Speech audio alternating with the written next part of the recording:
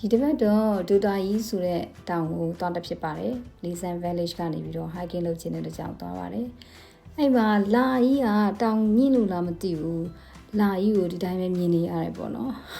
။သွားရင်နဲ့ညောက်သားအော်တောင်ကြီးတော့ရောက်ခံနေပြီဟိုမှာတောင်ကြီးတော့မြင်ရပြီပေါ့နော်။ငါတို့တော့ရောက်ခံနေပြီလို့ဆိုပေမဲ့တကယ်တမ်းနီးရလို့ထင်ရအဲ့ဒါမရောက်သေးပါဘူး။နောက်ထပ်3နိုင်လောက်ဆက်ပြီးတော့သွားရသေးပါတယ်။တကယ်တမ်းကျတော့သွားချင်လို့တော့သွားတောင်ရဲ့အမြင့်ပေကိုမကြည့်မိဘူး။ပေပေါင်း9600ကျော်ပါတယ်။မြင်တဲ့အတိုင်းမှာပဲတောင်လေးတိမ်ကြီးက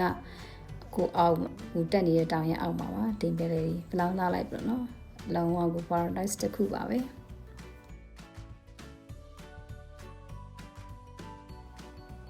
အဲ့ဒီမှာအကြိုက်ဆုံးကတော့ဒီတောင်ကို climbing လုပ်ပြီးတော့မှတက်ရတယ်ပြီးတော့ပြန်ဆင်းတဲ့အခါကျလည်းအဲ့လိုပဲပြန်ဆင်းရတယ်အဲ့ဒါအကြိုက်ဆုံးပဲပေါ့နော်။နှစ်ယောက်သားဒီအဖြူရယ်အပြာရယ်နဲ့အဲ line နဲ့3ခုပေါ့နော်အဲ့ဟာကိုရီချင်လိုက်တာကအိုးဒီဥစ္စာလုံးဝ hiking ကလွယ်လို့ပေးထားတော့တကယ်တမ်းကျတော့လုံးဝ the most difficult ဆိုတဲ့ဟာအဆိုင်ပေါ့နော်အဲ့တော့လုံးဝကိုကြိုက်ခဲ့ပါတယ်အရန်ကို recommend ပေးတဲ့နေရာလေးတစ်ခုပါ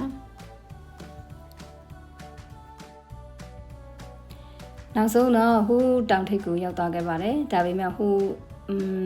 အပေါ်ဆုံးတောင်ပြန်ပြီးတော့မှတက်ရတဲ့အနေအထားတွေတော့မရောက်ခဲ့ဘူးပေါ့နော်အမှနေရာသားအချိန်မလားမှဆိုလို့ပြန်ပြီးတော့ဆင်းခဲ့ကြပါတယ်ဆင်းခဲ့ပြီးတော့မှ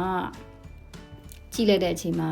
တောင်တွေကကိုရီသွားတဲ့နေရာမှာတောင်ပေါ်ဖြစ်နေတဲ့အတွက်ကြောင့်မို့နေရအရန်တွေကိုตาရပြီးတော့တိမ်လိုက်တွေနဲ့ဒီတိမ်ပင်လေတွေနဲ့အရန်တွေလှပနေပြီမဲ့ဟိုးအောင်မှာက cloudy ဖြစ်နေရပေါ့နော်တော့ကိုမြူမုံနေနဲ့အုံဆိုင်ပြီးတော့ကိုရီပြန်တဲ့အချိန်မှာနည်းနည်းမှောင်သွားတဲ့အတွက်ကြောင့်မို့မြူမုံတွေကနေပြီးစံတဘိုးဝါနဲ့ပြန်ခဲ့ကြပါတယ်